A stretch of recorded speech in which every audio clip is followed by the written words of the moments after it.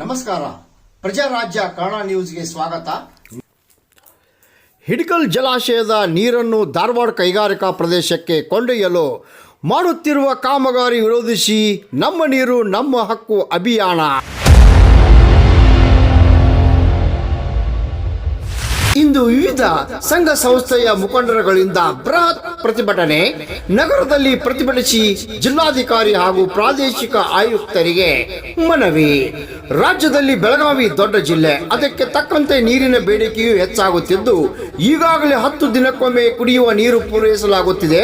ಹೀಗಿರುವಾಗ ಅನ್ಯ ಜಿಲ್ಲೆಗೆ ನೀರು ಪೂರೈಸಿದರೆ ಬೇಸಿಗೆ ಸಂದರ್ಭದಲ್ಲಿ ನೀರಿನ ಅಭಾವ ಎದುರಿಸಬೇಕಾಗುತ್ತದೆ. ಹೀಗಾಗಿ ಯಾವುದೇ ಕಾರಣಕ್ಕೂ ನೀರು ಪೂರೈಕೆ ಮಾಡಲು ಅವಕಾಶ ನೀಡುವುದಿಲ್ಲ.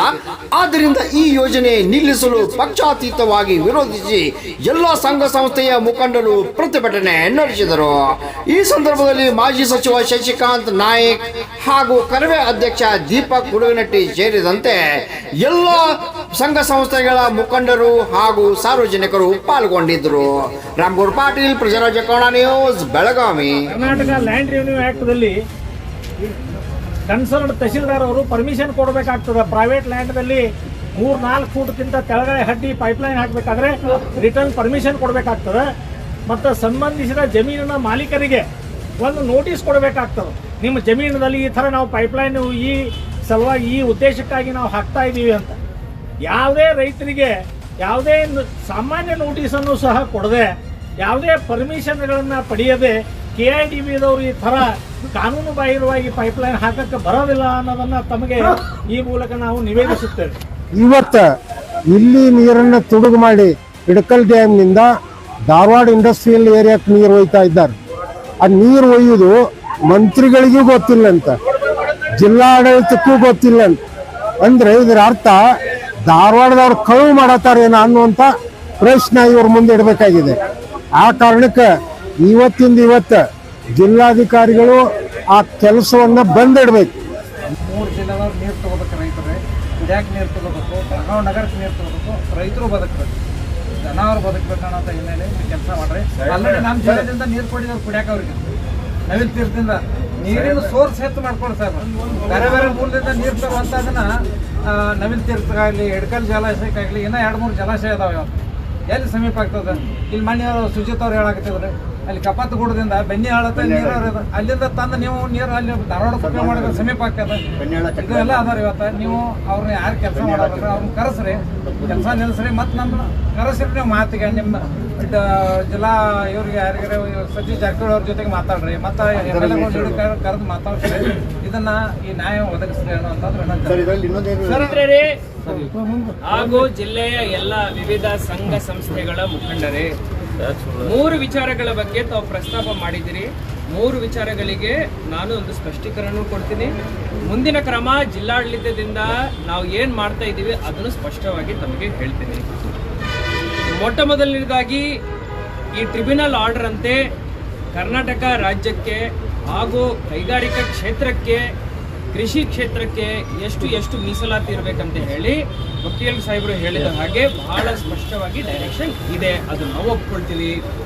ಇಡೀ ಕೃಷ್ಣಾ ಬೇಸಿನಲ್ಲಿ 927 TMC ಇಡೀ ಕರ್ನಾಟಕ ರಾಜ್ಯಕ್ಕೆ ಅವರು ಮೀಸಲಾತಿ ಮಾಡಿದ್ದಾರೆ.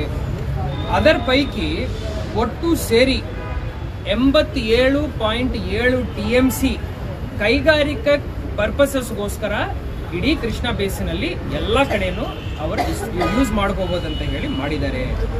ಅದರಲ್ಲಿ ಸಬ್ ಬೇಸಿನ್ಗಳು ಸುಮಾರು ಬರುತ್ತೆ.